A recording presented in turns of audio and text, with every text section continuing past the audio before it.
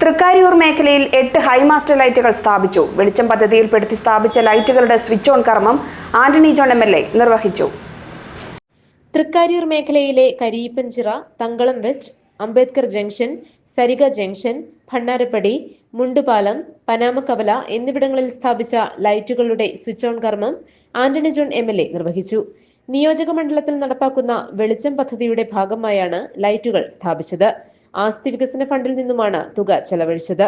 ചടങ്ങുകളിൽ Rasheeda Saleem, Seena Eldhose, Arun C Govind, Sindhu Praveen, KG Chandrabose, KP Jayakumar, S Subin തുടങ്ങിയവർ പങ്കെടുത്തു.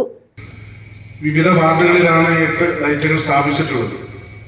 ഇതിനു പുറമെ മണ്ഡലത്തിലെ മറ്റ് എല്ലാ മേഖലകളിലും നെല്ലിക്കുഴി പഞ്ചായത്തിന്റെ തന്നെ വിവിധ പ്രദേശങ്ങളിലും മറ്റ് ഇതര പഞ്ചായത്തുകളിലും നഗരസഭയിലുമെല്ലാം നൂറുകണക്കിന് കേന്ദ്രങ്ങളിലാണ് ഈ വെളിച്ചം പദ്ധതിയുടെ ഭാഗമായി ഈ ലൈറ്റുകൾ ഇപ്പോൾ സ്ഥാപിച്ചിട്ടുള്ളത്.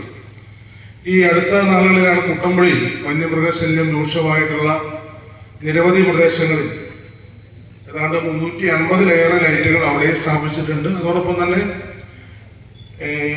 മറ്റു പഞ്ചായത്തുകൾ ഇപ്പോൾ പിണ്ടിമനയിലും കീരമ്പാറയിലും കോട്ടപ്പടിയിലും അതോടൊപ്പം തന്നെ കവളങ്ങാടും പല മേഖലയിലും വന്യമൃഗശല്യം രൂക്ഷമായ പ്രദേശങ്ങളുണ്ട്. അവിടെയും ഇതുമായി ബന്ധപ്പെട്ടുകൊണ്ട് നമ്മൾ ഈ പദ്ധതിയിൽ തന്നെ ഉൾപ്പെടുത്തി ആവശ്യമായ വെളിച്ച സൗകര്യങ്ങൾ ഒരുക്കി കൊടുത്തിട്ടുണ്ട്.